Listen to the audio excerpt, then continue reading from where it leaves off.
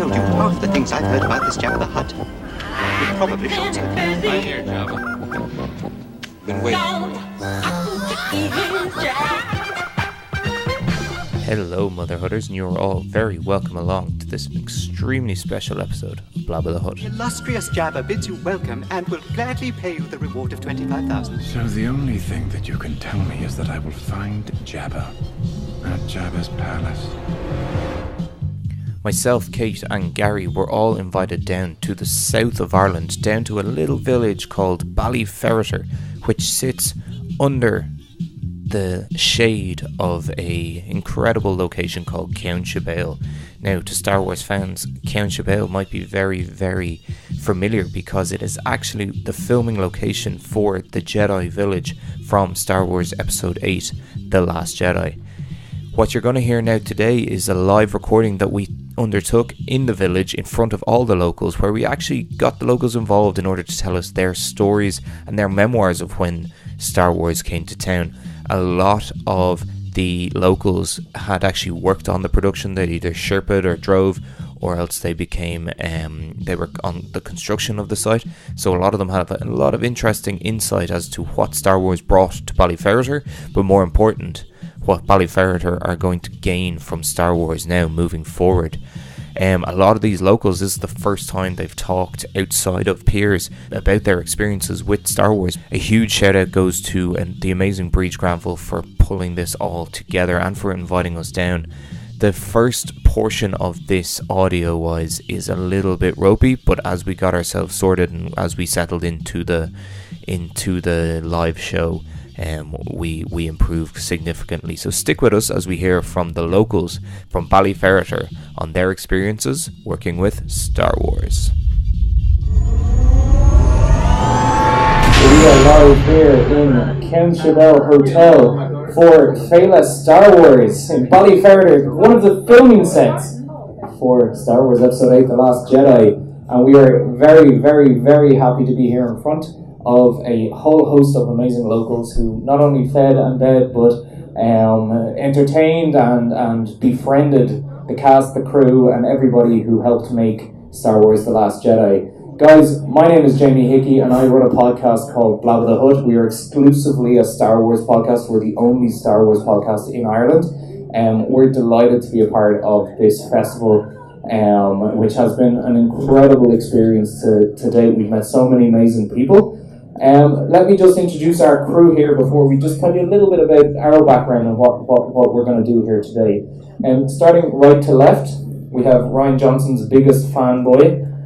We've got Gary O'Toole. Everybody welcome Gary. To my immediate right is my podcasting second in command. She has travelled all the way from Arizona, USA to be here with you guys today. Please welcome our resident queen of droids, Kate Dubinko. And as I said, my name is Jamie Hickey. I am informally and affectionately known in Ballyferriter simply as Blabba. I've been called a lot worse, so I mean that's totally okay with me. So guys, what's it like being here? This has been an amazing weekend so far. It's been a long build-up, hasn't it? Oh, we're finally here. The excitement has been epic from our end. Everybody put a hell of a lot of work in, and we're here, and it's been absolutely fantastic. Yeah, we're all here to celebrate Star Wars, which is like literally, you guys have taken your first steps into a larger world, to quote the great Ben Kenobi. Kate, you've travelled all the way from Arizona to be here. What's it like to come from the big smoke down to Ballyferriter and be welcomed in the perfect, like literally there's no better way that we've been welcomed than the Irish welcome you get here in Ballyferriter. It's been amazing. It's just, the Force keeps bringing me back to Ireland. Kate has been actually lucky enough to step and to walk the Jedi steps on Skellig Michael. Tell us a little bit about that before we move into what we got up to today. Yeah, so last summer I had the privilege of visiting Skellig Michael and, climbing those Jedi steps. It was incredible. There's nothing like it. And today we got to summit Ceann Sibéal, which, to be honest with you, you'll never see better sights of Ireland than from the peak of Ceann Sibéal. So, as we said, Blabba is here. We are in town. We're here to talk everything Star Wars with the people who happened to, put in the really hard graft and make Episode 8 exactly what it was. Who here has seen Episode 8? Oh, that's quite a lot. And how many of you were in the Phoenix Theatre there over the weekend to see the... Yeah, those guys put on a great show. And actually, it's probably only right that we mention our friends in the Emerald Garrison who put on a great show this weekend. You probably saw stormtroopers walking around. You guys see stormtroopers this weekend? Yeah, did you manage to get your photo taken with them? Yes. Good.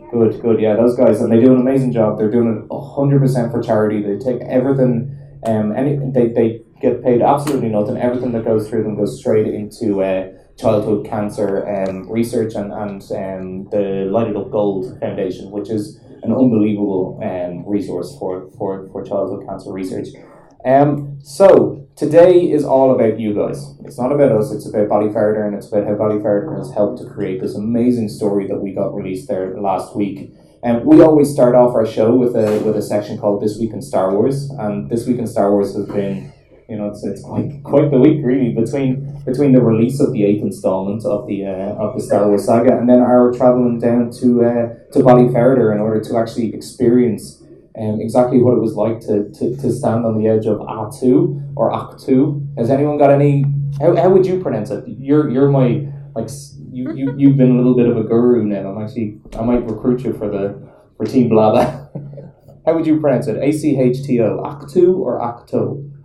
Ahch-To. Okay, right. It's now forever going to be known as Ahch-To. Ahch-To, yeah, absolutely. So we're going to talk with as many people as we possibly can. We've only got a limited amount of time, so if we don't get to everybody, we're really, really, really sorry. But look, we're going to tell the story of Ballyferriter. We're going to tell the story of how you guys made it happen, and we're going to literally just try and have a bit of crack. We're going to call this the Ballyferriter Stories. But this week in Star Wars, guys, The Last Jedi, it's out. I know, Gary, I'm going to throw it to you first. What was your thoughts on the film? First time I seen it, I thought it was visually spectacular, and I still maintain that it is the most visually stunning movie of the lot. Sure, Ireland's in it, of course it's visually stunning. But I think there has been somewhat a lot of controversy with in that we've never had a Star Wars movie like this before, but then we've never had a director with Rian Johnson's vision before. If anybody has ever seen Looper, what about George Lucas? Well, in terms of its visual process, we've never had a director with the creativity of Rian Johnson before. This was a Star Wars movie unlike any other Star Wars movie. In terms of a visual spectacle, as I said, it's probably my number one. But in terms of storyline, there were a lot of directions they could have gone in, and a lot of people are happy, a lot of people aren't. But that's the beauty of our fandom. You cannot please. It feels like the Phantom Menace all over again. It's kind of like I've actually never experienced a film that is so divisive with fans, and I think it's never going to be easy to please all Star Wars, because everybody has a vision of what their Star Wars is, and I'm one of those people. Like I walked out of The Last Jedi, loved visually. I thought it was stunning. I thought Ireland was represented so nicely in it. The landscape, actually, and one thing you guys will really appreciate this is the one thing about Ireland in The Last Jedi is everybody keeps asking me on Twitter and on Facebook, it's like, how much of that is digitally recreated?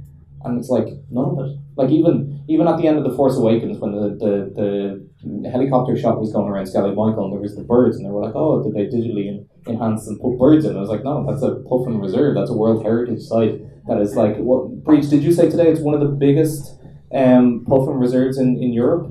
Which was? It's Skellig, Skelligs. Yeah, it's a UNESCO World Heritage Site, isn't it? Exactly, yeah, and it's not because of actually the wildlife, and obviously the Clucon play a certain part of that, but it's actually more because of the wildlife and everything that comes into it. So actually, Ireland have put themselves in the centre of the galaxy far, far away, like no other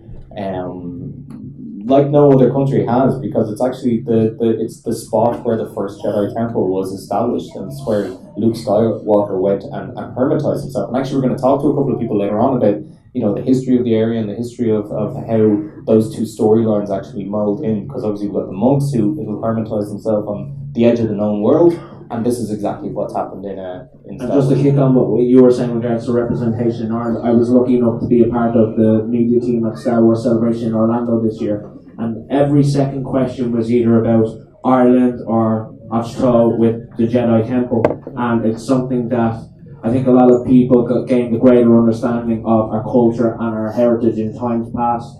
A lot of stories, you know, of the monks living in solitude and meditation, a lot of that, a lot of holistic things, which seems to have become very, very popular, and it was a hotly debated topic. And look, this is going to happen whether we like it or not. The world is looking at us right now, and the whole Star Wars fandom. What was traditionally a religious pilgrimage has all of a sudden become a pop culture pilgrimage. And we've got people here all the way from New York City, welcome, who have made that pilgrimage, and we're looking forward to chatting with Dan later on. We're going to get his story. Happy birthday, Dan. Happy birthday, Dan. Can we sing it? Can we sing happy birthday? Hold on a second. 1, 2, 3. Oscarga, actually, and this gentleman's name is Dan, so we can call him, is it Donald? Oscarga? Yeah, okay, so Lá Brethla Honadich.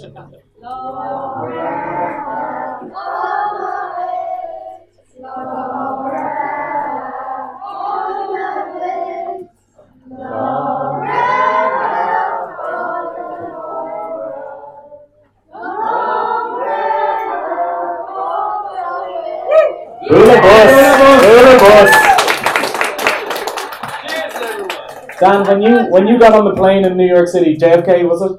Did you think that you would have a pub in Ballyferriter singing happy birthday to you? I did not. Okay, with that we're going to kick on and we're going to bring up our first guest, Conal O'Keevan. Conal O'Keevan works with Radio na Gaeltachta, and he's going to give us a little bit of a background into this area and how Hollywood has had an impression already. Star Wars is not the first Hollywood film to be shot in and around the Ballyferriter area. The first one would have been Ryan's Daughter, which probably put the place on the map. I wasn't alive when Ryan's Daughter came out or when the filming was done, but it really, really showed the world of West Kerry and really put the Dingle Peninsula on the map, and I suppose gave us exposure to the world, really. And then you moved on to Far and Away, which was the opening scene was filmed up by Castlenagroige, and I remember that and the excitement around that. We were young, that was early 90s. There was a different kind of excitement because a lot of the local people were cast in as extras. Oh, amazing. So you had the excitement of going to the cinema and recognizing your cousin or your uncle or your next door neighbor, you know? Yeah. But Star Wars now, this is the biggest film ever to hit. It's the biggest film in the world. So the exposure that this area is going to get is absolutely brilliant. And what I really love about it is, like, between here and the Skellig, they're such beautiful places, but they're so hard to get to. Mm-hmm. But I think that kind of adds to it, because getting out onto the Skellig, it's such a beautiful place and something so special about it that actually landing on the island, and it's so difficult to do, but it really adds to it for me, you know. And I think something that beautiful shouldn't be that easily accessible. So when Ryan's Daughter came, what year was that? It's celebrating 50 years next year, so take 50 from 2018. In the 60s, let's say. Let's just go with a decade there. Yeah. We know about Star Wars, not maths. So they actually built the village. Killary was the name of the village. And you were mentioning that you're from New York. There's actually an exhibition gone over. It's just a little miniature version of it. It's a local man, Vincent Grummel, who made it. And it's gone over to the Dead Rabbit. Is it the Dead Rabbit? Dead Rabbit, yeah. It's one international pub of the year, I think. Yeah, so, it's go actually and check it out. very strong Irish ties in the Dead Rabbit. I think it's two Irish guys, two Belfast guys that run it, actually. Very good with cocktails. Yeah. No, I do know about it, actually. But with Ryan's Daughter came in the 60s, and was there a fear, I suppose, at that point? Obviously, because this is, there's a lot of culture in this area, Gaeltacht area. Was there fear that, that Hollywood are coming in with their big trucks and their big productions? I don't think it would have been fear, but I don't think people realised what was actually happening and how much exposure the place was going to get. Because they actually built the village up by the Malone there, Caroon and Dunquin. And it was actually a proper village that they built, but they tore it down. But you can imagine if that was there now, like it'd be such a huge tourist attraction. Yep. And really, the film itself was meant to be the blockbuster of the year, but I don't think it really came out too much critically acclaimed by the reviewers. But it really, as I said, put this area on the map, really showed the wildness of the area. And I suppose when people saw it on the big screen, they might have been thinking, does this place actually exist? And for them to find out that it did, it really, really put this area on the map. And even now with Ballyferriter, like, it's great to have this festival here now. You know, it's the week before Christmas. You know, I suppose from a festival point of view, you'd love if the film maybe had come out in March to get people around. But the exposure you're bringing, the people that are going to see what's going on around here, like, and I think Ballyferriter is in for a great future. Yeah, absolutely. And I mean, I think the best thing that has happened to Ireland, even as an island, is that, as you said, Skellig is so hard to get to. And there's a huge accomplishment in getting there. I mean, I know, Kate, when you went out, you actually had to circle the island first, only to land again, and then go back out on another boat in order to actually land on the island. That the best thing that could have happened to the island of Ireland is that they decided to take it to the mainland, and to that makes it more accessible for people like Dan who come from the States. To go and see the different locations without having to necessarily worry about things like weather and yeah, it's great here. Like at the minute, like you can get out. It's easy to access Ceann Sibéal, but it's just the journey getting back here, I suppose. You just have to sweet talk the farmer, apparently. Yeah. I think Guinness and whiskey works. Sure, look, that's just general Irish people. That's not bespoke to farmers. Yeah. But like even having the exposure of having Ballyferriter mentioned in the English Times and all that, and the national exposure that we're getting. And I suppose we're Dingle's little brother, you know, we're sometimes often ignored and nothing really happens. Not anymore. But now, with the extra money that will come in from Star Wars, I'm sure we're an intelligent bunch. There's a lot of young entrepreneurs here who love Star Wars. They'll come up with ideas, and, you know, it might bring more people back to the area, you know? Yep. And that's what I'm looking forward to most, that people can actually move back and see, all right, there's a future here, you know, we're just not June, July and August, you know, that we have another 9 months of the year. And I wonder, and that's actually something that's really handy, because even like the Skelligs, their calendar goes, what is it, May through to August? May through, I think it's kind of the middle of September, the end of September. So there's only a finite window that you can go to. And you can only bring the same amount of people every year. 120 people every day. Yeah. So it's only 10 boats that can actually land every day. Yeah. So there's another almost over half a year that all of a sudden there's a tourism industry for the likes of Ballyferriter, for Malin Head up north, for the likes of Loophead and Clare. You know, there's just so much more. And then people like, and we're going to talk to Owen a little bit later on, who will organise an actual tour to bring you through all of them. You know, it changes the game completely for local villages and local businesses. Absolutely. Like, you've the Wild Atlantic Way that opened up, and the beauty about the Wild Atlantic Way was just such a genius idea because it was already there. You know, you didn't have to build anything. But like, for places like Ballyferriter, especially South Kerry are crippled with unemployment at the minute. They're one of the oldest populations in Ireland. And just for them to get this kind of boost is really, really welcome down there and welcomed here. Like, and you're on about Star Wars, like, there isn't anybody in the world, it doesn't matter, like, if you went up the Himalayas or if you went to the deepest part of Africa, like, they all know what Star Wars is. They can all quote, "I am your father." Yeah. And then, like, so you have that, like, and then you're getting this, and like, ye went up to Ceann Sibéal today, like, for ye, like, a pilgrimage, absolutely. Yeah. You know, like, I sometimes think of Star Wars as it's like a religion. So, like, is it like going to the Jerusalem for you? You it's know, like Mecca.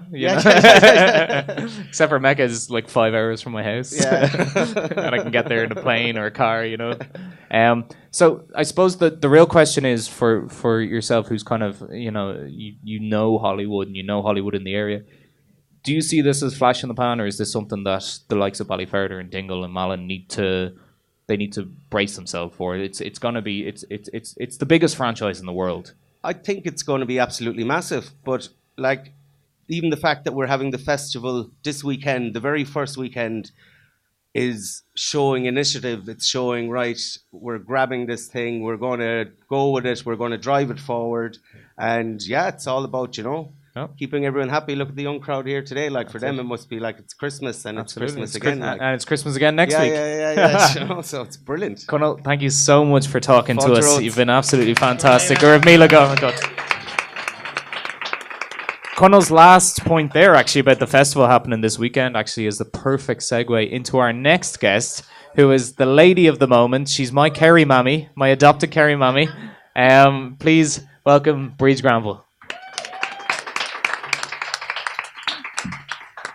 Hey guys, by the way, Fáilte Roads. Yes. I think Fáilte Roads go léir go dtí an Ahch-To, an áit áling seo ballan ar téirigh agus Ceann Sibéal. agus go tuban connic mé madra.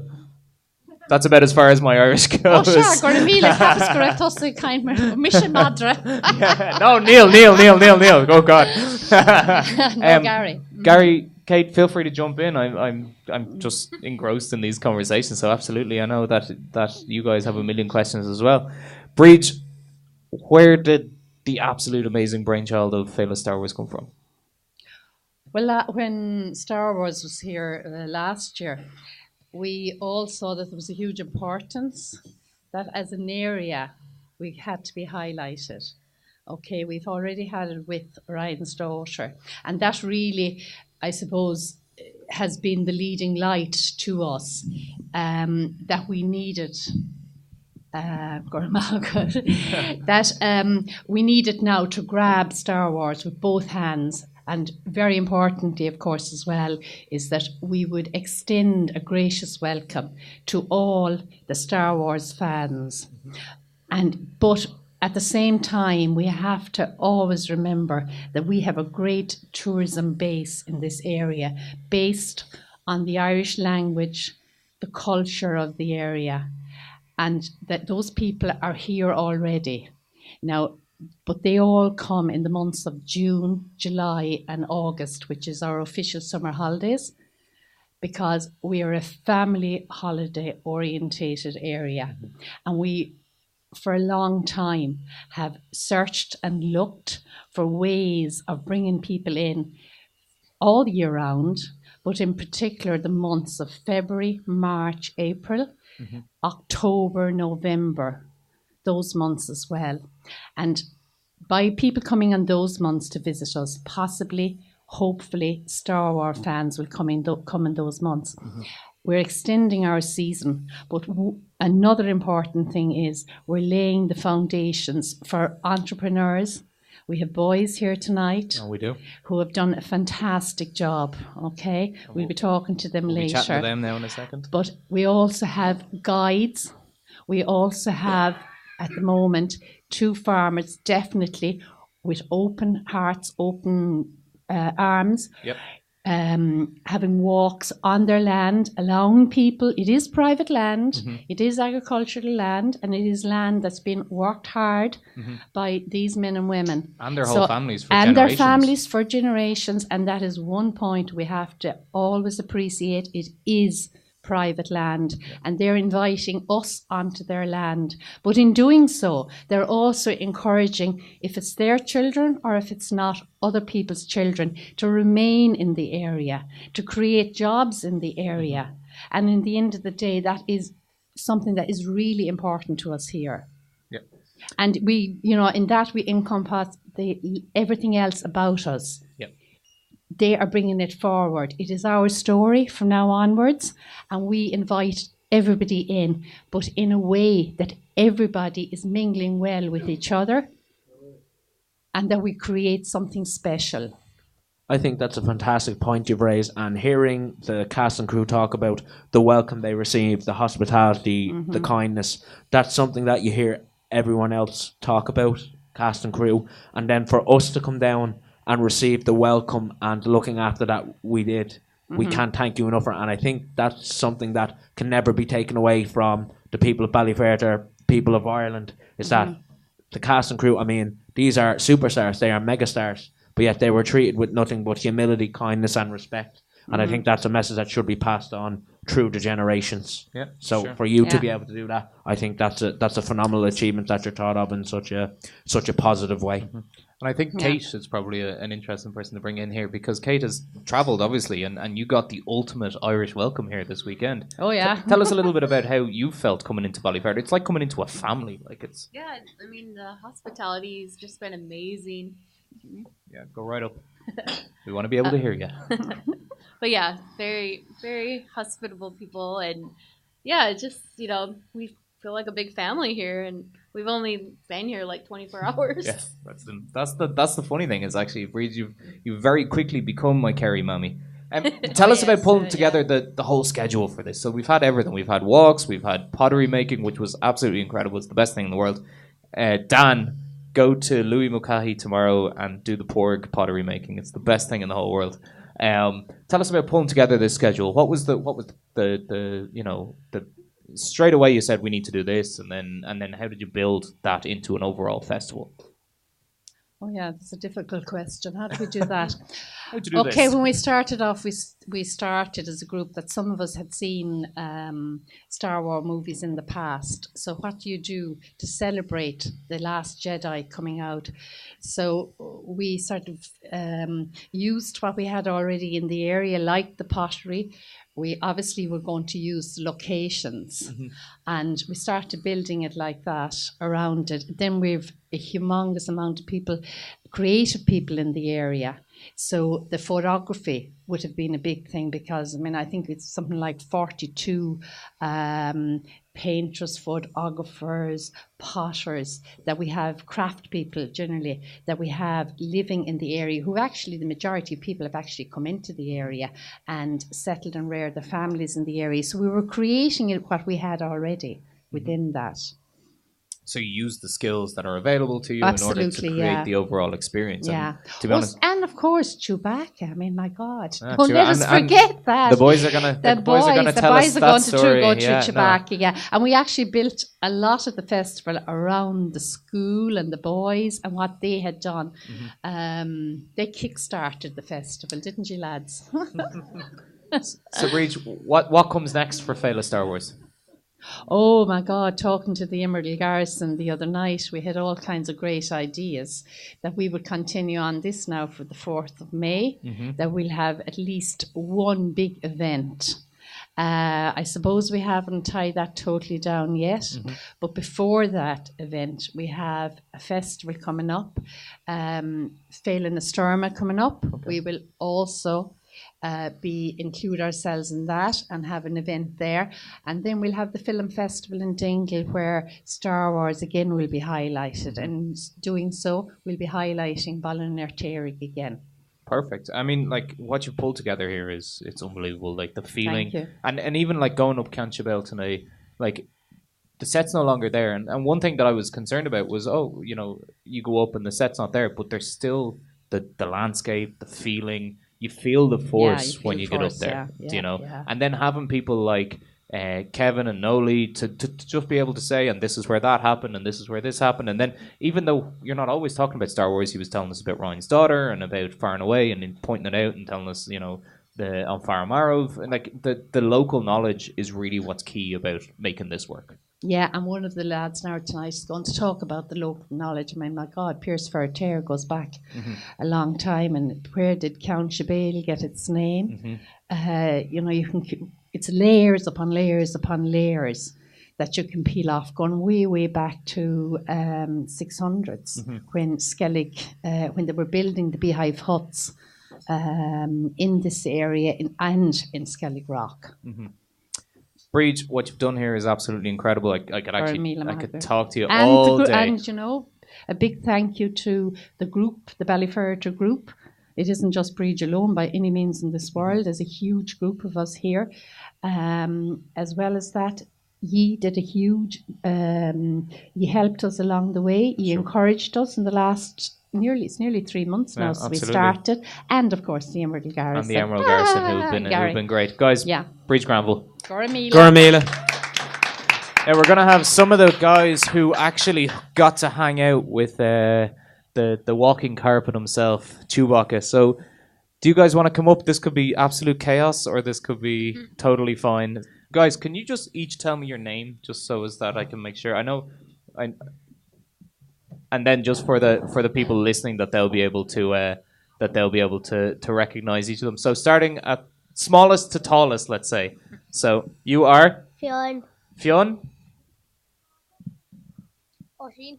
Fionn, Oisín, Cillian, and Ruan. And you guys were lucky enough to meet Chewbacca himself. Fionn, what was it like? It was very cool. Very cool. Yeah. Was he very tall? Yes. Was he taller than he was hairy? Or was he hairier than he was tall? Hairier than he was tall. Okay, I'd agree. Did he smell? No. No? What, did he say anything to you?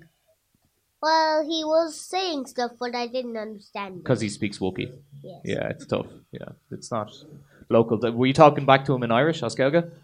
No. Because he probably didn't understand you either. So then, tell us. He actually told you a story that about his satchel. Do you want to tell us that story? Oh, no. No, it's not really how podcasts work. I don't know anything about it. So no, he was saying that you guys gave him like figures or handmade toys. Was it? Oh, yeah, that was a kid. That was the two of you guys. Do you want to tell that story then, Oisín? Well, Step into the mic. Well, we went back to the pottery and we got we had these kind of cookie cutters and we used them in the clay and we made a stormtrooper, a Darth Vader, and a Yoda, and we gave him I think it was a stormtrooper, a Yoda.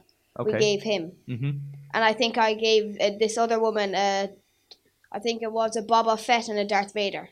And didn't he say when he put him in his satchel? He said, whenever he touches, if his hand hits off the satchel in the movie, but he said he'll remember us. And when you watch the because movie, he'll feel them. When you watch the movie, did his hand touch his Yeah, satchel? his hand. I say it touched it. What did that feel like? It felt quite cool. Because you were like, yeah, my clay pottery is in that satchel. Be careful with it. Yeah. Hope you don't break it. It's going to be very valuable. Very, very valuable. So then, the two boys in the back maybe might step forward. Tell us a little bit about meeting Chewbacca. If you need to move the mic up, you can definitely do that. Okay. So Chewbacca is one of the most iconic characters in the world. He's one of the most recognizable characters in the world. What's it like to have him, like, you're sitting there, you're doing your maths, you're doing your Gaelga, and then all of a sudden you're... Actually, yeah, start that with, give us your best Chewbacca impression. I'm not really good at English, but I'll try. Okay, well, you can do Yoda if you don't want to do Chewbacca. Okay, I'll do Yoda. Do Yoda. Sorry. No, I'm not good. I'll do it. Yeah. Okay, so meeting Chewbacca, what was that like? It was okay. It was really great. Yeah. Yeah. Tell us a little bit about what happened that day. Like right up to before you came in. Were you sitting there doing your lessons? No, we actually went into the hall and we were waiting there and it was the time to go home, but we weren't Did you know what was going to happen? We didn't know, and then we were sitting down and then a woman came in and she said there was going to be a Star Wars character coming in. But she didn't tell us who it was, and yeah. So we had learned the Star Wars tune on our tin whistles. Oh wow! Yeah, and we're gonna do it for whoever came in, and then when Chewbacca came in, we started doing the Star Wars tune on the tin whistles. That's incredible. It's so Irish. That was on the news as well, wasn't it? It was, yeah. Yeah, and were you on the news? I was. And how did that feel? The whole world was looking at you. Yeah, it felt terrifying, great. I'd say. Well, no, actually, no. It felt felt pretty great. Well, there might be a life and entertainment out of you. So, yeah. So can you still play it on the tin whistle? I don't suppose we've got a tin whistle here anywhere, do we? Yeah, kind of. Kinda? I forgot it. That's all right. It's John Williams. It's pretty complicated. Yeah. Yeah, I can understand. Is it Killian? Killian, jump in here. Killian, tell us about Chewbacca coming to your school. Well, it was a total surprise and just thought it was like I was going into the hall and I thought we were practicing for something. Then he just arrived. All of a sudden, Chewbacca was there. Yeah. And you're a big Star Wars fan, right? Yeah. And were you like, oh my god, this is Kind of. What's your teacher's name? Benny Connoisseur. I'm not even gonna. What is it? Benny Connoisseur. It's Irish. Vanny Connoisseur. Did I say that right? Mm-hmm. And were you when Chewbacca arrived? Were you just in complete? Did you get a signature? Did you get his autograph? No. No. I always wondered what Chewbacca's autograph might look like. I wouldn't understand it anyway. When you watched the film this time, did you feel like he was one of your friends that was in the movie? No. No. Okay, you didn't make that kind of connection. Okay, guys, the kids of Ballyferriter. Thank you so much. Thank you. Oh, Jesus. Okay, so next up, we're going to go with Owen Slattery, right down the back. My friend Owen. Owen has been our driver this weekend, our chauffeur. We've never felt so welcome as in Owen's car. We've destroyed it after Ceann Sibéal this weekend. I'm very, very sorry. It's full of all sorts of different things. Owen, you are one of these entrepreneurs that Breege was talking about who was looking to take this Star Wars thing and run with it and actually create something meaningful and something important out of it. Tell us a little bit about what your plans are with Star Wars. Well, I actually, it's a funny story. I work as a tour guide and I was doing a tour in Dublin. And just after, I'd say 2 weeks after we finished, and I was working on Star Wars, driving for about 6 weeks, from the very, very start when they set up the production office in Dingle. So what happened was I was in Dublin, and this was, I suppose, about a month after, at the end of June. I think maybe it was even into July, I can't remember, sometime just not long after it. But I went around the corner, had a cup of coffee. These two ladies were sitting next to me, Americans. I started talking to them, and they just had arrived in Ireland. They were going to touring for a few days, but they had just come from London. Mm-hmm. So, and I said, "Oh, were you traveling around Europe and London?" They said, "No, we were at a Star Wars convention," and I hadn't heard of the Star Wars convention, and I just said, "I don't know how many people were at that," and they said, 100,000 plus or something over the 3 days. Yeah. So I went, okay, all right. That was the one that we were actually a part of as well. Yeah, it was amazing. So they were talking about it, and I said, well, I was just working on Star Wars not so long ago, and the next thing they were like, oh, they got all excited about it anyway. So from that idea, I got an idea. Well, you know what? There's possible a tour in this, and because I'd been to all the locations and I knew exactly where they were, and I'm kind of in the tourism industry as well. I do tours in the summer. I said I'd put a tour together. So that's where it came from. Perfect. That's where the idea came from. And since you've had that brainchild, have you been contacted by people? Or is there people there's going to be? Well, I've just put the whole kind of thing together because I only finished about a month ago touring myself, but we've put a whole package together, including the Skelligs, the Jedi Temple, Skellig Michael, the locations here, and in Clare. And what I'm intending doing is bringing people and staying in places like Ballyferriter and in Valentia Island in South Kerry and in West Clare. Yep. So that we're kind of moving away from the main tourism centres, but so it'll benefit small little community areas like this that were attached and are associated with the film. Yep. So that's what it's about. And we're launching a website next week, and we have Facebook page up, and we're starting a kind of a marketing campaign, and we're going out. And basically what I'll be doing is bringing people into the area. I'm looking for people to come from abroad. I don't see too many Irish people who will probably come on a tour like that. But from... Just me and Gary. Well, that's fine. I'll bring you... I'll bring you out for a day. Sure. No, absolutely. So we're buddies now. Yeah, and so we're aiming at the American market, the Asian market, the European market, and so on. And we're hoping that we've put a package together, and I'm doing it with a friend of mine who's a big Star Wars fanatic. I'm more of a kind of tour guide. I'd be more into kind of giving them the local history and the Irish story and what they're looking at, and the story of say, the peninsulas and the area, and he's kind of going to be the Star Wars character in it, and he's going to be.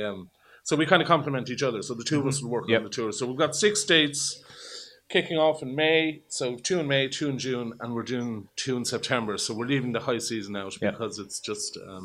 I think it's kind of practical for logistical reasons as well, and it's also a very expensive time to fly to Ireland. So that's our plan. So.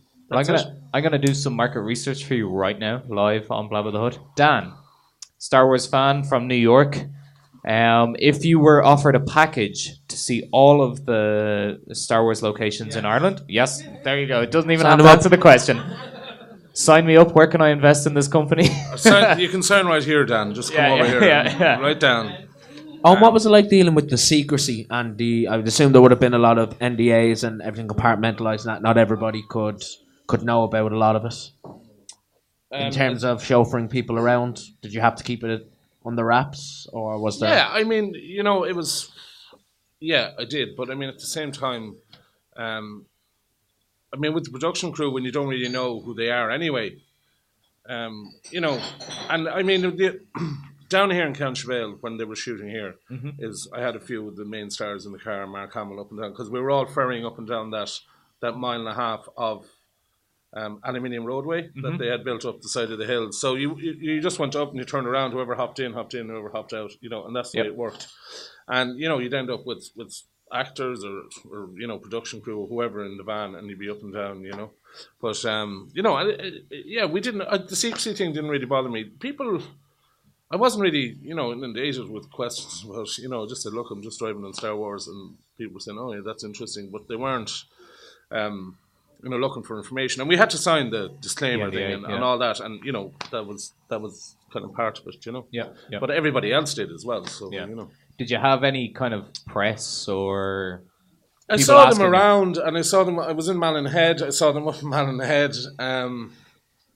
They were trying to get close to get pictures and stuff, but they kind of had the security was very much. But none of them approached you to try and. Well, get it was any actually very information? much to the fore, but I think there was 4 young teenagers from here walked onto the set when they were saw filming that. it on a Sunday, Yeah. because there was no security guard up or whatever. But yeah, they were very much. I think Disney focused very much on the secrecy thing and a lot more so here than Lucas films. And but again, it was the first Star Wars film that I had worked on, so Yeah, no, of course, absolutely. it was all new to me as well. You know, Yeah. and our phones had to be every phone had to be taped and so on, going in and out. The cameras on them. Yeah. So there was no, and you had to sign in to all the locations. There was there was a protocol that you'd in and out follow. Yeah, yeah, 100%. Kind of stuff. So with the Jedi Trail, which is the name of the Yeah. trail, so you look to launch that, and you've got the website going.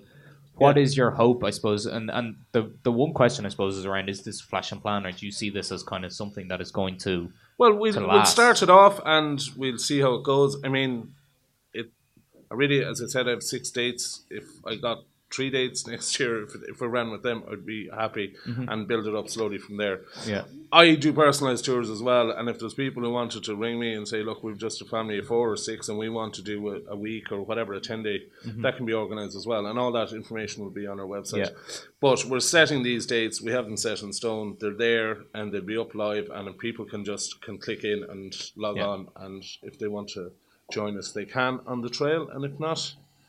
And I think the most interesting and the most important part of what you want to do is that you're servicing the local communities. You're bringing people to the local restaurants. You're giving people opportunity to eat and meet all the locals who worked and worked absolutely. with. We're kind of personalising it, and that's what we're trying to do, and to meet all the people, even in going out to the Skellies as well. The boatmen who worked and brought all the gear in and out and can tell, they have stories to tell, and when they come here, they can we'll bring them out up to Pat's place, and he can tell his the story about them filming and on the cliffs, and so we'll and it's about spreading it out, as Breed said. It's about, look, I'm only looking for a small kind of a niche of a big kind of a bigger story. It's the entrepreneurial though that's really interesting, is that, like, I mean, without Star Wars coming to Ireland, this opportunity would never have opened.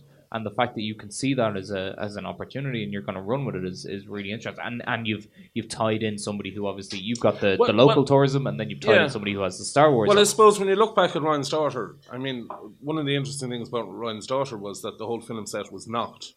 And a lot of people, and I've heard it so many times down through the years, saying, God almighty, why did they knock that film set? I mean, you go up the side of the mountain and you find this all that's left is this big cobblestone street. But if they'd have left the buildings in situ in the whole village, because actually 3/4 of it was built in the solid, and they'd finished it off, it would be an amazing attraction on the peninsula today. And the thousands and hundreds and thousands of people that came looking for that site, and it was knocked. And so when I saw Star Wars coming in, I just kind of said, okay, there's an opportunity here to tell the story, to get in, and like it coincides. It's a symbiotic thing, really. It works with what I'm doing, and I just kind of feel that if I don't do it, some guy is going to do it from somewhere else. Or as the worst thing that could possibly happen is that the buses just come down from Dublin. And look, we're Dubs. We're well, part of you know, that. and they're very aware of that. You know, we're very aware of that. Like just kind of like coming in and out, and it's all about getting people to stay here, and it's all about people enjoying the area. And like that wealth is spread out, or that money is spread out, and again about creating jobs and about keeping people in the place. Because it is, as you've seen today, you walked along the cliffs to see how special it is. You know, it's a lovely, lovely place. It's an unbelievable place. You know. Owen, thank you so much for talking to us, and I wish you the absolute best with the Jedi Trail. Anything we can do to help, I promise you, we're there with you. We want to take this journey with you. So best of luck with it, and thank you, may the force be with you, and the force be with you. Thanks a lot, Owen. Thank you. Guys, we've got so many guests here coming through that we just I literally could talk to absolutely every single one of you non-stop. Have we Orla Breslin still in the audience? Orla, is Orla here? Orla is dressed as Hoth Princess Leia, and it's a fantastic it's a fantastic take on the character, and obviously our very special. And the son, Orla, what's your son's name? Tig is dressed as Kylo Ren, the most. That's okay, yeah, absolutely, makes sense. Respect your elders, Tig. Oh, look at this. Oh, very cool. Orla, you're very welcome to Blabba the Hutt, and it's an absolute pleasure to talk to you. Orla, you are involved, I suppose, in the wider conversation, which is that the Dingle Peninsula, and how can Star Wars help Dingle as a whole area. Tell us a little bit about your background with Star Wars. I believe you're a fan as well.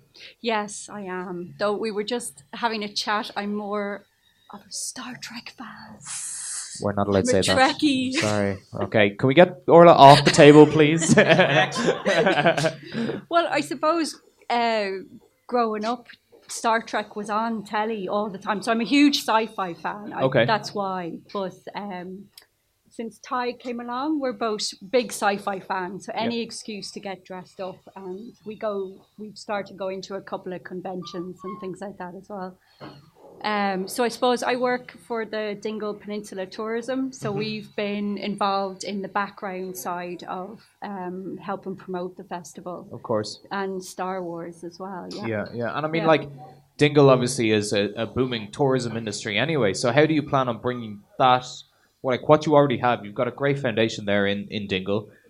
And now all you need to do is just plug in that Star Wars story.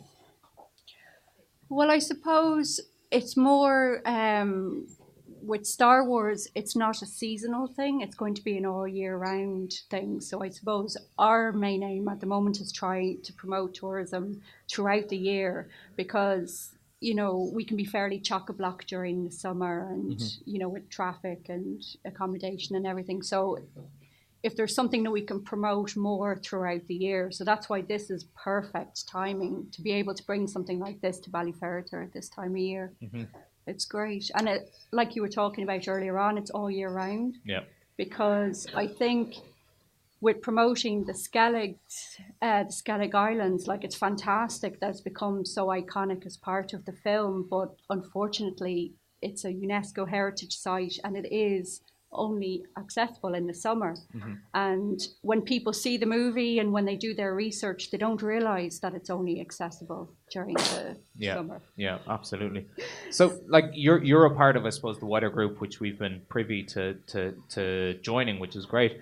What is the plan for Ireland and Star Wars moving forward? Well, I suppose we've been talking to Portmagee and to Inishowen and Donegal, and the way we see it is that there would be an itinerary, like you were talking about earlier on, so that it would mean people could come, like Dan, could come, and it would be like a week-long tour. So you could go to Inishowen, start up in Donegal, you'd come here to the peninsula, and you'd go down to Portmagee as well. So it's making it more, I suppose, a holistic way of seeing the country and the different places. Yeah, and I suppose there's a lot to be learned from the likes of Game of Thrones, and you know we've had so many, like the likes of, what was it, Dragonheart or whatever it was. You know, we've had so many different filming opportunities here in Ireland, and obviously the Arts Council have made it very appealing for international production companies to come in. It's just about capitalising really on that tourism and hooking it in. As we said, that Dingle has a booming tourism. We've a lot of people coming in anyway, so it's actually just about plugging in that Star Wars story. So with Star Wars and with Dingle, do you have any remit over Skellig, or is that separate? Over the island. Over the promotion of Skellig Islands. Oh no, we're just the peninsula. Purely the peninsula. Yeah. Okay. Our remit would be to promote the whole of the Dingle Peninsula, and we're the only tourism organisation that will just do the peninsula, like every part of it. So when you heard that they were moving, like, I mean, it logistically made a lot of sense to move off Skellig Island and or Skellig Michael and film within a couple of mainland areas. I'd say you were just reveling at the idea that they were going to do that. Well, I suppose I actually thought it was great they moved off the Skelligs, because it is a UNESCO heritage site and a bird sanctuary, and I think that's actually more important than Star Wars. Nothing is more important than Star Wars. And I mean, that's what makes it so special, is the fact that it is inaccessible. It is like, where else would you put Luke's sanctuary but somewhere that you can't go to? 11 kilometers off the coast of where Kerry. else? Like, Where else would you? And he even said that in the movie himself. It's one of the most inaccessible places. Yeah. And I suppose what's lovely about the new Star Wars films is they've gone back to the original 4, 5, and 6, where it's actual physical locations instead of all the CGI, and that's what makes it amazing. And that's a completely bigger conversation. I think that highlights a great relationship, though, with the people of Ireland and Lucasfilm, that somewhere like Skellig Michael, the UNESCO World Heritage Site, is opened to these massive film crews, which can be a logistic nightmare with a lot of heavy equipment. This fella here would know, considering he was actually on the set of episode 8. So from your perspective, Jamie, was it something then that it was just, again, a mutually beneficial relationship? It benefits everyone. It's symbiotic. Yeah, well, I mean, like when I managed to like just weasel my way in, I just blagged my way in absolute typical Irish fashion. I was just about to say, typical Irish fashion. I just blagged my way into the sites. I was actually lucky enough to be in Dunmorehead. I was up on Ceann Sibéal when the site was there. I was down in Dingle in the climbing walls, which I don't know if is actually a known location. And then I was also down in Pat Devan's farmyard. It was unbelievable. It's amazing. And the most amazing part was that how they brought in the locals to do things like Sherping and security and to drive the people around. But no, it's a huge success story for Ireland. It's a huge success story for Dingle and for Ballyferriter and for West Kerry. Tig, are you going to talk to us? I have a couple of Star Wars questions for you, Tig. He'd know better than I would. Yeah. Tig, are you a massive Star Wars fan? Yeah, I love Star Wars. Grand. I didn't think people who weren't Star Wars fans would dress up as Kylo Ren. I have a question for you. If Kylo Ren was to fight Darth Vader, who would win? Your grandfather. Probably Vader, because he's more powerful, and even Kylo Ren can see that because he's always looking up to him. Yeah, He's always looking up to Vader as a higher and more powerful person. I tell you, these kids know their stuff. Yeah. Who would win, Yoda or Snoke? Probably Yoda. Yeah, I agree. Absolutely agree. Yeah. Absolutely agree. What was the first Star Wars film you saw? What age are you, Tyg? I'm 11. 11. Okay, so that is, what year was that? 2006? Yeah. So you actually were born just in the middle of the release of the Return of the Revenge of the Sith? 2006, 2005? So, what was the first Star Wars film you saw, Tyg? I'm not sure, actually. I can't remember which one I saw, but... I think we got the box set and binged. Okay, it was old it was just enough. a straightforward. Well, then actually, Tyg, this is the question. What is the correct viewing pattern? How would you, if you were to watch all the films, what is the correct way to watch them? So which were the first ones? Well, if you watch them in order of how they came out, it'll be 4, 5, 6, then 1, 2, 3, and then 7, 8. Yeah. But is that how you would choose to watch them? Probably, yeah. Yeah, good man. That's the right answer. Good man, Tyg. Guys, it's been a pleasure talking to you. Thank you so much. Thank you. Best of luck with everything in Dingle, and look, it's only an industry that's going to get bigger and better. Have we got Ballyferriter, who I believe is from Clan Ferriter, who is actually, where are we? We're Ballyferriter. So he is a part of the foundation of this whole town. Podrick, I know that you've been dying to talk to us about Star Wars. Massive Star Wars fan here. Dear Gwitch, Podrick. How are you? Good. Yeah. Good. How has Ballyferriter fared since Star Wars came to town? Sure, it's got them really on the map. Yeah? Yeah. 500 beds, I believe, is what they were looking for. Well, yeah. If we can get them. Yeah. Yeah. Do we have 500 beds in Ballyferriter? We'll get there. Sleeping bags, I believe, is probably the best way to look at it. Podrick, you're a part of Clan Ferriter, which is obviously the namesake of this whole town. Tell us a little bit about your heritage within the town or the village. Well, we originated from Feile, where the castle is down from Sibéal Head there, and he was there in the 1600s, and from that down we inherited from that Ferriter clan. So there's a good few of us around. There's a good few around. Yeah, there many? There's a few Ferriters around the we had a few Ferriter collection gathering here, from the States and all that, all over America and that. They're all over. I'm sure that's most of us. About 100 Ferriters came around together from the States. 100 came from the States alone 1 year there, about 3 years ago. So when Star Wars came to town, you got employed as a driver within the... Actually, let's take a step back. Tell us about the establishment and the way that they actually built the set. Yeah, they started off, I suppose the workers came in February. We didn't know what to expect, but... Did you know it was Star Wars? Well, we knew it well at the start. We didn't know what was coming, I'd say, but we found out anyway. That was Star Wars, and we didn't know what to expect, how big, but we didn't think it would be as big as it was, But they arrived in trucks and everything, the big excitement, and security arrived in, and the whole next thing the road came in, in big containers, in big Arctics. Yeah. And that was a big job, to get the steel road up, They had a steel road all the way up to Ceann Sibéal. All the way up to Ceann Sibéal, the 2 cars could pass, no, there was a double road up. And when that came into town, is there it's unusual. I know one of the guys up in Ceann Sibéal in the golf club was saying that a black tinted window Land Rover drove up the road, and all of a sudden I think it was Sly. John Sly said to us that he was sitting there watching them, and he was like, well, you guys aren't from around here. And they stopped and they were looking around and they weren't sure where they were, and he said, do you need directions? And they wouldn't talk to him. Did you have that same kind of impression that where people just wouldn't talk to you because it's obviously so secretive. Yeah, well, we were all confined to secrecy there when we took the job. Like there, we Mhm. all had to sign up that we weren't going to say anything. Like Yeah. All the You were gonna security talk to people advice- like me. Yeah.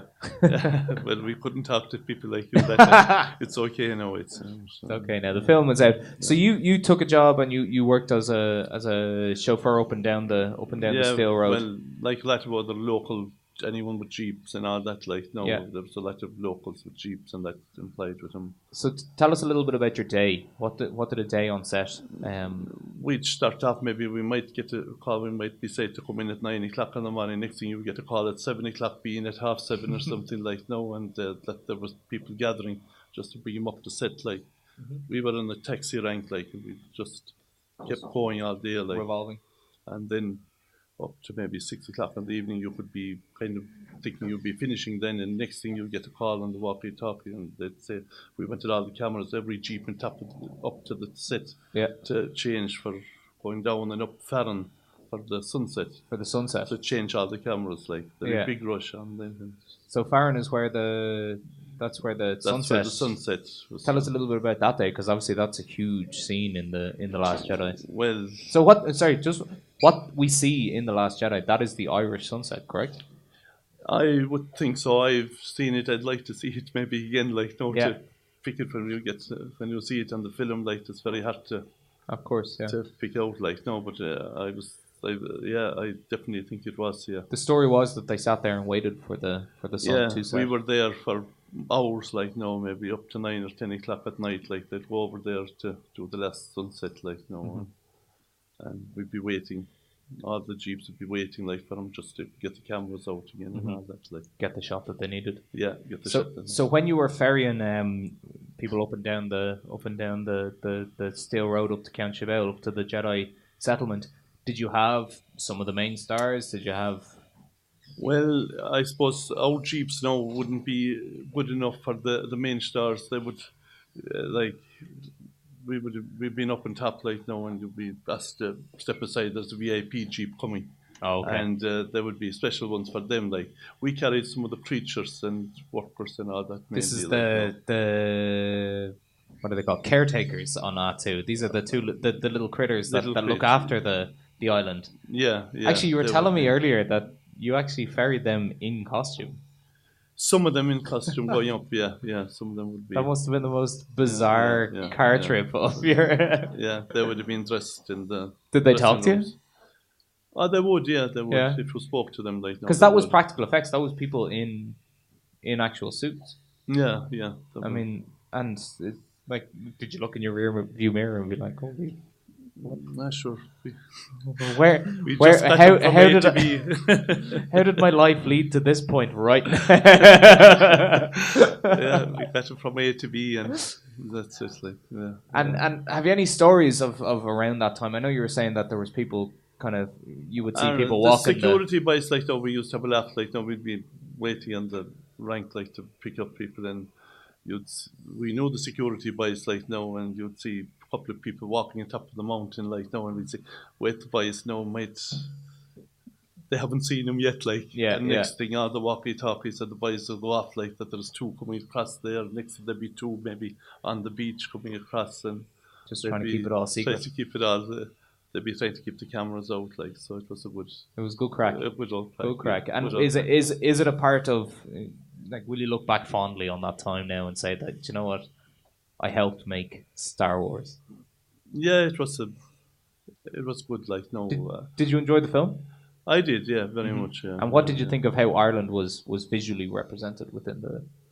Yeah, good. But for all the work that went in Ceann Sibéal and that, like no, on the set, I thought there still might be a bit more. But maybe that's me, like no. Yeah, but, You know what does 3 weeks? 3 weeks filming, I think they did. Was it?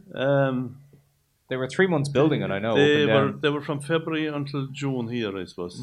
Yeah, but the filming was about 5 days, I suppose. Oh wow, 4 or 5 days. Okay, I thought it was much longer. No, about 4 or 5 days. 4 or 5 days up on Ceann Sibéal. I suppose it was probably 3 weeks throughout Ireland. Throughout Ireland, yeah, maybe. Yeah. About 5 days up here now that they were like. Yeah, and do you think they'll come back? Hopefully they will. Hope so. They'll be welcome. For the local community, I think it's probably would be a good. And look, you know, I think from a fan's perspective, we'd love to see Ahch-To back on our screens. But come here, Padraig. It was actually a pleasure to talk to you. Thank you very much for giving us a little bit of the background here. Now, I believe we have Gearóid Sears and Kelly Davis who are going to come up and talk to us together. Gearóid is the youngest publican in all of Ballyferriter. And Kelly, I have been given no detail on you, so we're just going to figure out what it is. No, well, look, jump in here. Come and talk to us. Come and talk to us. Come and talk to us. Guys, how are you guys? Yeah, all good? I'm very happy to be here, very happy to talking to the locals of Ballyferriter. Gearóid, you are serving blue milk. Yeah, I've been serving it all weekend. How's it been going? It's flying, actually, to be honest. I didn't think it'd take off so quickly, but it has. So Sure, we all look delighted with it. Yeah. And how does one make blue milk? A blue milk cocktail? So it's basically milk, cream, amaretto, there's Malibu, and there's a blue liqueur. A blue liqueur as well in that. And have the results been been a success? Yeah. Successful? Yeah. Well, we'll have to pop down later on and test the blue milk. Yeah. Make sure. So you're a part of.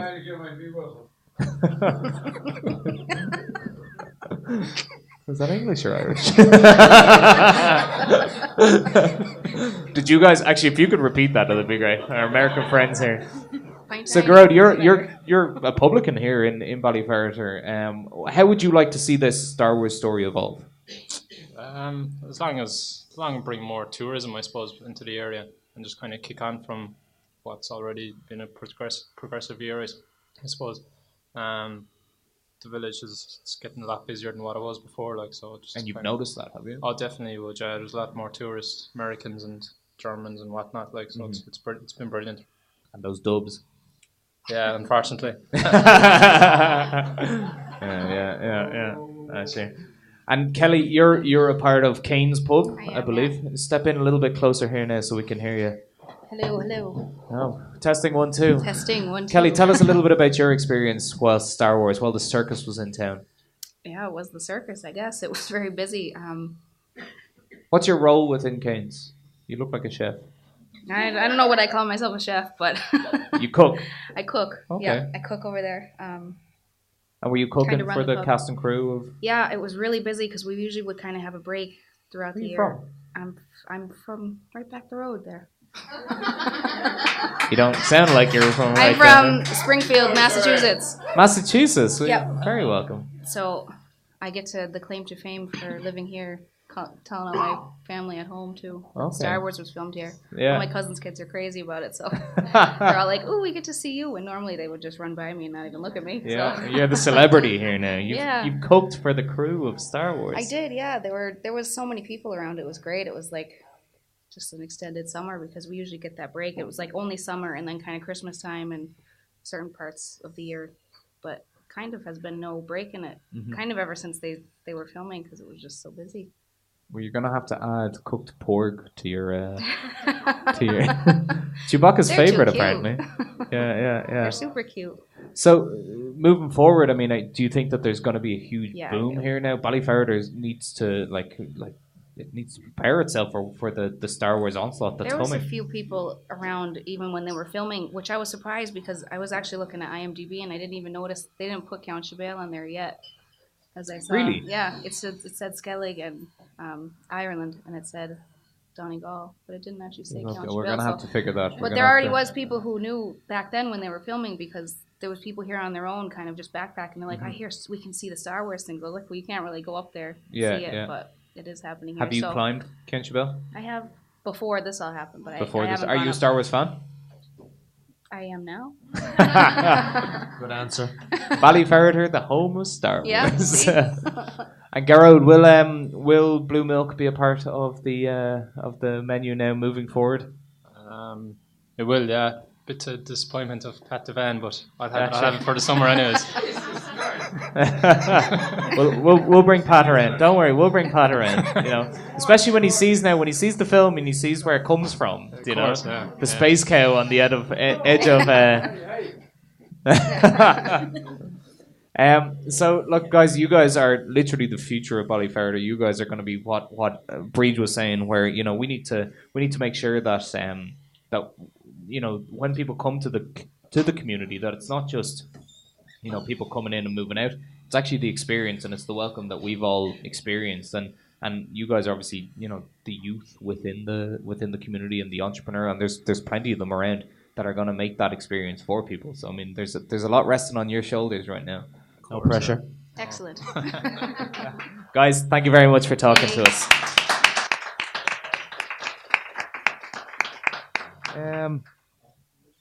Pat, do you fancy having a chat?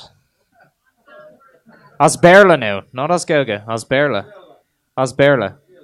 Come here, see Shias. Mashe the Hulle. See, as soon as I come down to a Gaeltacht area, all me Kupla Fukel come back. They come back. How are we? Pat, how are we? Very good. Very good. Yeah. Have you seen Star Wars? Yeah. Have you heard of this thing? Star Wars. Oh, of course I have, yeah. Yeah, and look, you're an integral part of what's going on at the moment. I'm not, no. You are. I'm a small... You're a small part of the bigger Something's story. going on, yeah. Yeah. Tell us a little bit about your experience within the world of Star Wars. Look, it's very simple. Like, just came into Dingle, came into Ballyferriter, and I didn't know anything about it. Look, it's all new to me, like, Gary. No, I'd be quite honest with you, like, it's all new to me. So, but it's all new to you, but you see the opportunity within it, obviously. Of course, yeah, I do, yeah. So tell us a little bit about how you're seeing that opportunity and you're actually... I've been helped along the way by a lot of good people. A lot of good people. And I mean that now in a good sense of the way, like. Yep, absolutely. I got Fort Ireland, I got Bree Granville, Julie, Lucy Rabbit, Sharon Connor. The whole lot has been amazing to me, like. I have an iPhone, but I can't work it. You understand me? Yeah. You know, but at least I have friends that understand that, like, you know? Yep. I've a head for business, but a mind for stupidity. You understand me? Yeah, I understand. Yeah, no? we're out. So, it doesn't worry me what you ask me. Yeah. So, you've actually taken already your first steps into making sure that you're ready for what's going to come. Well, look, Breed approached me, Caroline Bunn approached me for a walk up the hill. I provided it. I provided the access. I'm not being jealous. Just there. That's it. But you've already built a car park ready to take. Yeah. So tell us a little bit about the thought process and what was it that kind of you decided, look, I see the opportunity. I built the car park. Like I said before to you, I'm not jealous. I'm not jealous. If people want to come, they can come. Yep. It's there. I'm providing access. I'm providing access. The car park is there. Facilities is there. The walk is there. Sunset Walk is my walk. Yep. That's my thing. Yep. Myself and Sean O'Connor's. That's our thing. Yep. And that's where it's going to go. So, like, you have the amazing opportunity insofar as anybody that has seen the film so far will know Luke's meditation rock. So that was actually shot in Pat Devan's land. They rolled in a trailer. They had the rock there ready to go, and they sat there for hours waiting for the sun to set. Yeah. Is there an opportunity potentially for you to recreate the trailer and bring in a rock, or are you ready just to let people walk in, go and enjoy everything that the... Everybody's welcome. Everybody's welcome. To create a rock, give me time. Yep. I will do it.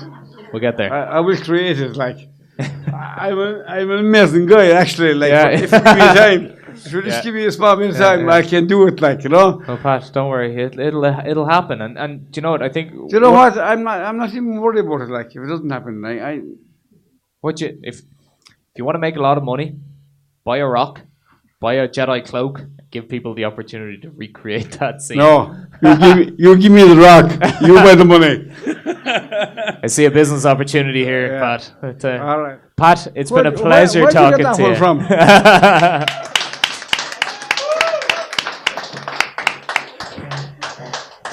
Some man, everybody. We'll have a drink later on, Pat. Dan, it's your time to shine. Get into the hot seat here. This guy is all the way from New York City. He has climbed Ceann Sibéal. He has a huge background in Star Wars. He has the Rebel insignia on his arm. Guys, Dan, what's your second name? Dan Robert. He has 2 first names. So I thought you meant what was my second name. It's actually Daniel Brown. Sorry, Daniel Brown. Daniel Robert Joseph Brown. Daniel Robert Joseph Brown. I know so much Remember about the you, and name? we've only started talking. Yeah, my name can't be any more Catholic. First of all, you have a huge Irish background. I do. Tell I us, do. you told me all the names earlier on. Who are they? From both sets of great-grandparents, it's Higgins, Costello, Kennedy, and Moore. So, can we accept these guys? This guy's an Irish guy? Yeah, I think we can. Yeah, I think we can. You're very, very welcome. First of all, happy birthday. We've already sang happy birthday to you. Thank you here very much. Celebrating your birthday with your wife. And my beautiful mother-in-law. And your mother-in-law. And you got to arrive in Ireland the weekend that The Last Jedi was released. And like 4 days later, you got to walk the actual set. What's that like? That has to be absolutely incredible. It's 2 things at once because it's stories that were passed down from my great-grandfather to my grandfather to my father to myself, and same thing on my mother's side all the way down to myself, with just the history of the country and where I come from. And then all these stories that started out with Star Wars the year I was born. So Star Wars was born, and a few months later I was born. Mm-hmm. And I've just grown up with it my entire life, you know. And the 2 in my family have always gone hand in hand. Everyone in my family is a huge Star Wars nut, like every single one of us. I might be a little more so than the others. Mm-hmm. That's fair enough. But, you know, both stories have always been very true to my heart. The story of where I come from and the story of where I, would probably like to be. Yeah, a galaxy far, far away. Right, exactly. And I'm 40 years old, and I still, wave my hand in front of doors that I know are going to open electronically. Yeah. It's just how I am, and that's Exactly. never going to stop. I'm going to be 65, and my grandkids are going to be like, "What are you doing?" Yeah. I'm a Jedi dummy. Shut up. And do you say Avisha? No. Avisha, yes. Avisha? My beautiful Yes. wife, Avisha. Avisha, you want to make my favorite dinner. You're not going to make me do the hoovering. It's perfect. It works out. It works perfectly. Yeah. So you've made it to Ireland. You've I have. walked the Jedi huts. You've been to the Jedi village. What was it like summiting Ceann Sibéal today? Once again, it all goes back to it being, 2 different things. My genetic history and the realization of my childhood. Like Luke Skywalker was here, and now I'm here. Mhm. And my great-great-grandfather could have been here for all I know, Yeah. and now I'm here. Yeah.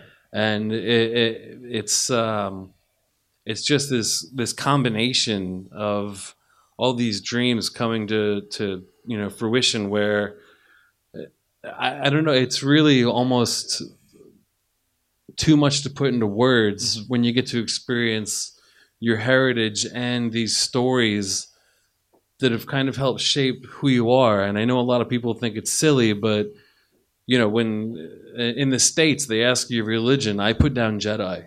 Of course. Well, you're not lying. It's because and I'm not lying. You're not allowed to lie on those I really things. believe in it. Being a Jedi is just somebody who respects everyone and respects the land and sticks up for the little guy, and they put themselves before others. And I like to think that I'm that type of person. And it's just everything coming together at once, and then it just being by chance at the same time. Yeah, it's the Force. It's the Force. How has the reaction been in the States? Obviously, we get Kate's point of view from her reaction, to Ireland in Star Wars on Ahch-To and the various locations. How is it seen over in the States from your point of view? Are people just as fascinated with it as we hear? The sites? Yeah. Yeah, I mean, not as probably. I'm trying to think of the best way to word it. People look at the Star Wars movies and they don't see the hill sites here the way you guys get to every day. Mm-hmm. We have mountains, we have oceans, we have mountains that meet the oceans, but it's not like here. It's special. It's extremely special. I used to tour with bands, lots of big time famous international bands. I've been all over the world. I've been all over Europe. I've never seen anything like this town. You! So actually, that leads me very nicely into my next question, which is that you happened to not only come here when The Last Jedi was released, not only be able to walk up Ceann Sibéal, but you actually fell into Ballyferriter on the weekend of Feile Star Wars and join the most unique Star Wars celebration that I think you'll probably ever, and it's going to stick in your mind. How has your reception within Ballyferriter and within the greater Kerry area been so far? I think I'm the mayor, right? Does that explain it? No, it's been absolutely amazing. It's it's one of the warmest groups of people I've ever met, and somebody cuffed my pants for me today. Yeah, that was actually one of the funniest moments. It was fantastic. And that's why she's my Kerry mom. And the reception has just been absolutely amazing. It's really just kind of hard to explain other than it's been amazing. What the guys here are trying to achieve is exactly what you've experienced this weekend. You've experienced small town Ireland. You've experienced little communities who actually it's more like a family than it is a community. Like Absolutely. there's no kind of who are you, what are you about? It's more come on in, like if you happen to be outside the door, I'm sure Breege would have served you breakfast this morning, But that's what you've got to experience, and that's what you won't get if you go to Tunisia or if you go to Fiends to visit the other Star Wars sites, and that's what seems to be unique, and seems to be what these guys are trying to build here in Ballyferriter. Is that small town, very personal experience. You're getting the local knowledge, you're getting the local insight, and you just happened to fall into a Star Wars podcast. I did. And, one of the things, there were two things that during the rest of this that I wanted to say. And one was to Pat that even though you're just a small part of something large, that something large is so huge that you're a huge part of something. Mm-hmm. If that makes sense. Yeah. And also, the sites that I've seen, they look the same 1,000 years ago. And they'll look the same 1,000 years from now. But the other sites they filmed in, the deserts and things like that, and they're all different. The dunes are different. All that's changed. Yeah. You can't stand in a spot and say, okay, this is where they pulled the R2-D2 from the sand when he got out of the support pod. Like, it doesn't... Yeah, you can't tell that anymore. I think that's really interesting because Kate actually got to walk the Jedi steps, which were, as you say, 1,000 years ago they were there. And you got to actually walk the Jedi steps and go up to where Rey meets Luke. Tell us a little bit about that. I mean, like, what was the experience in comparison, I suppose? Like, what you felt today, the Force was with us today on Ceann Sibéal, without doubt. But to be able to say that you were there where Rey hands Luke the lightsaber, I mean... Yeah, I mean, they were similar experiences, but very different. Part of that is just because, I was with you guys and with a much closer knit group this time. So it was different in that way. But yeah, they both have been just really amazing. And what we decided today was that when Kate comes to Ireland, we just make her exercise non-stop. We make her walk up hills. We make her walk. We put her on boats and send her out like 11 miles off from Ireland. It's always an adventure. And then when I ring Kate next May, and I'm gonna be like, Kate, what do you think about coming over? And she's gonna be like, no, definitely not. So, to say the least, your experience within Feile Star Wars and within Ireland, it's been very, very positive. It's been amazing. Amazing. Guys, Dan is 40. He is having the best time of his life. You're very, very welcome, Thank Dan. you. And please come back. Please come back. Absolutely. And more We don't wanna importantly, leave. tell all your friends, tell everybody that Ceann Sibéal is where they need to go in order to stand Absolutely. in Ahch-To. Dan, thank you so much Thank for coming you. on. Guys, I think we are now just coming up to an hour and a half. I literally would love to talk to absolutely everybody, but I think we may have to call it there. I think, Phil, do you want to have a quick chat with us? I know that you're... Come on up, Phil. Okay, tell you what, Phil, jump up here. Jump up here. We're going to finish with a real hardcore Star Wars fan. Phil from Bournemouth, who's now living in Tralee? Dingle. Road. Phil, you're very welcome to Blabba the Hutt. Thank you very much. Tell us a little bit about living in Tralee, or living in Dingle whilst the circus came to town. Well, like most of the people that you meet around here, they kind of have a quiet confidence because they know where they're from and they know what they're about. And so when the people from Star Wars come, there's no sycophancy in sort of the Irish environment. You know, there's no sort of like hero worship or anything. Yeah. So when all the lads were in Dingle, they were just in the pub with a bunch of other people having the crack, and I think they really responded to that, you know. And the best response you get from the local guys is like, great, the crew are in. It's going to be a lock-in. So that's where you wanted to be. That's where you wanted to be, yeah. You know, That's because Foxy you know you'd be John's, there is till it? 3 o'clock in the morning. So, yeah. Sounds like a regular night out in Dingle, to be honest. Well, yeah. Yeah, but as you said though, like, and I think that's one of the things that, and Gary touched on it a little bit earlier, is that there's no heroism. We don't put them on a pedestal. They're just people, and I think Irish people connect with people. We connect with personalities. We connect with you know. There's. It's kind of like if Luke Skywalker was walking down the road, or Mark Hamill was walking down the road, we'd say, actually, we couldn't be bothering him. Like, you know, sure, he's probably just out for his messages. You know. A good friend of mine works at RTE, and she says that when people become famous in Ireland and they're looking for that, they move away. And when they're bored of that shit, they come home. Come back. You know, they can just be themselves again. That's you know? it. Yeah, we're a little bit cynical as well. We're like, sure, he's famous. You know, he thinks he's the fucking shit. Like, you know. But no, I think like even when you hear about like the likes of, I remember completely different topic, but Jay-Z and Beyonce were walking through Phoenix Park, and people were kind of just whispering, saying, "That's Jay-Z." But nobody actually went up to him.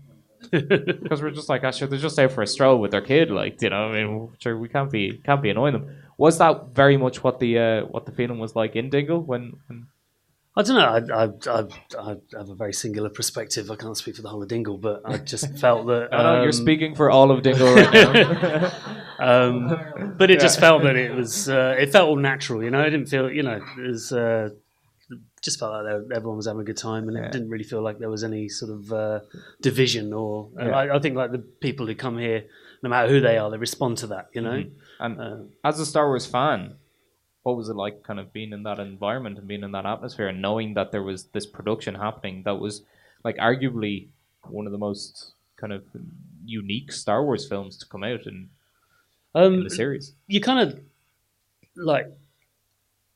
We've all still got like the dark shadow of the Phantom Menace and Jar Jar Binks, you know. So you're kind of just hoping it's not going to be rubbish, you know. And when it isn't and it's good, then the relief is amazing. But I mean, once everyone was here, it was, you know, lots of cars driving around, and you know, there was a certain amount of excitement. But I think it all becomes a little bit more real when you actually see the movie, and you know. And how do you feel Ireland was represented, or how do you think it was displayed in the film? In some ways it felt otherworldly, but in other ways it felt like Ireland, you know. It felt alien, but it felt it's familiar. Weird when something so familiar can feel so out of world. You know. And again, going back to what people were asking, was like, how much of that is digitally enhanced? Not one bit of it. And you experienced this today. Like, not one bit of it. People are going to be like, oh, did they add in islands, or did they add in, you know, peaks, or did they make that coastline look more, you know, rugged and rough? No, it's all exactly as you would see. So what do you think Ireland needs to do in order to capitalize on this on this Star Wars trend? Nothing and everything. They don't want to really try and capitalize on it, because that wouldn't be in the nature. I think Irish people. I think it has enough to draw people without trying too hard, you know. I think like the everything's here. Yeah, everything's here. I'm a chef by trade, and just like the food and the produce and the meat you can get here and the fish you can get, that's all here. Everything's here. So all people need to do is go, oh yeah, that looks kind of cool. Let's give it a try. You know, once they get here, the infrastructure's there to take care of the rest of it. You know. Yeah, absolutely. And look, the whole country is going to benefit from this. It's. I mean, obviously, it's small communities. It's small people banding together. It's people who are involved in the production. That's where the stories are, and that's where like the likes of Owen Slattery, who's going to be able to tell the stories. And then like it's just about banding together and telling one unique and one unified story with the Irish charm that comes with it. Phil, it's been an absolute pleasure talking to you. I'm glad that you're such a fan. I'm glad that you got to live here whilst the circus was in town. So thank you very much. And you are our final guest here on Blabba the Hutt Live. Thank you very much. Okay, so we've got one very, very small little presentation that we want to give, and I'm going to hand you over to our resident Ryan Johnson fanboy, Flo Cool, also known as Gary O'Toole. So, guys, first and foremost, thank you so much for everything that you've done for us these last few days. What we've learned is that, you know, small community, intricately tied together. We've learned that the smallest gestures can make the biggest difference. Apart from being a member of Blabba the Hutt, I am a member of the Emerald Garrison. And something that we do is we work very closely with the Children's Cancer Fund. That is something that is very near and dear to all of us. And during the year, aside from that, I was actually asked to design a challenge coin strictly for the fight against cancer. And this challenge coin, there are only 3 of these in Ireland that I helped design. It has every single colour that you can put on any challenge coin. It's the most ever done. And what I would like to do is I would like to give that to someone here tonight. I would like to give this to the next generation coming through at Ballyferriter. So we went to the Beehive Huts today, and I had a little helper. So where is Molly? Where's Molly? Everybody welcome up Molly.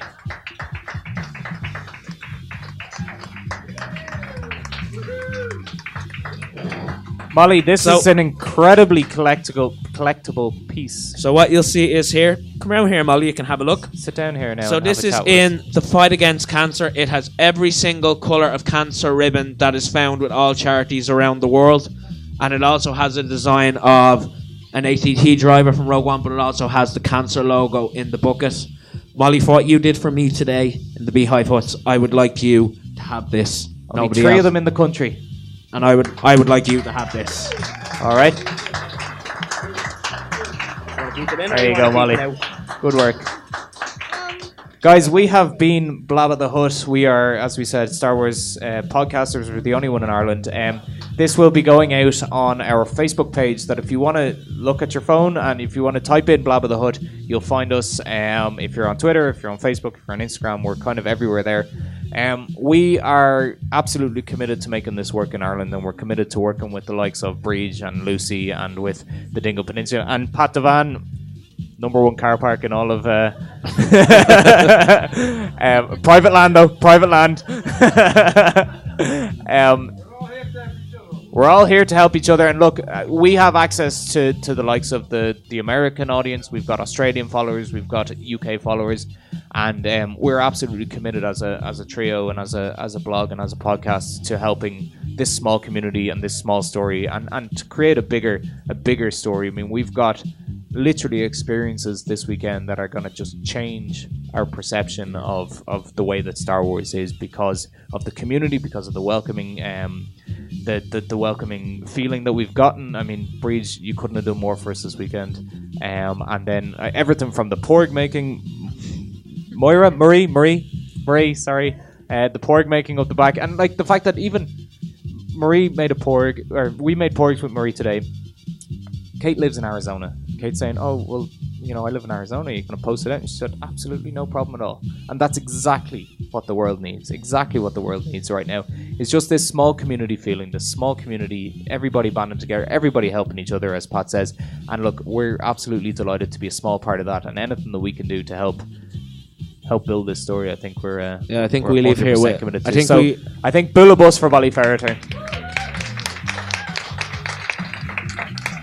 And guys, Thank you so much for spending the last 1 hour and 35 listening to us talk about Star Wars, and thank you to absolutely everybody who's come and talked to us and given us the scale from Ballyferriter. So from all of us at Blabba the Hutt, may the Force be with you. Thank you.